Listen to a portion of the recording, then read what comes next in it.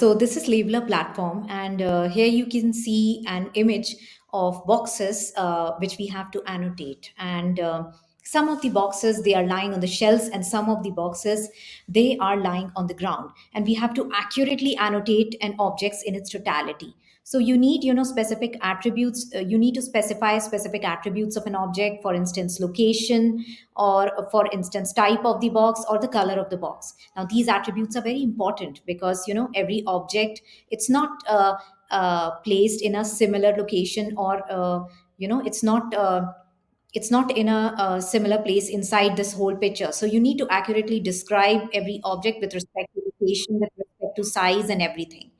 So what do I do is I select the box, and then I annotate it here. And a pop-up comes up, and which asks me, what is the type of the box. It's a cardboard box. So for me, it's a cardboard box. And then what's the location of the box? So it's on the ground. So I specify both these attributes, and I submit it.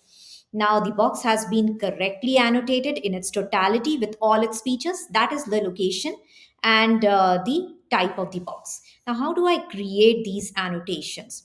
So in order to create these annotations, what I do is I go back, and I will go to the settings. Now the settings has the annotation settings. So the annotation settings, I go and in the annotation settings, I click on annotations. I click on annotations.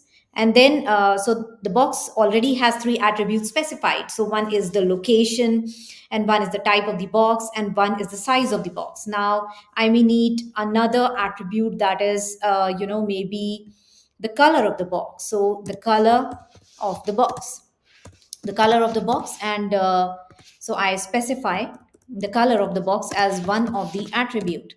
And so this is the question which would be asked, and then I specify whether it's a green box, or whether it's a blue box or a brown box.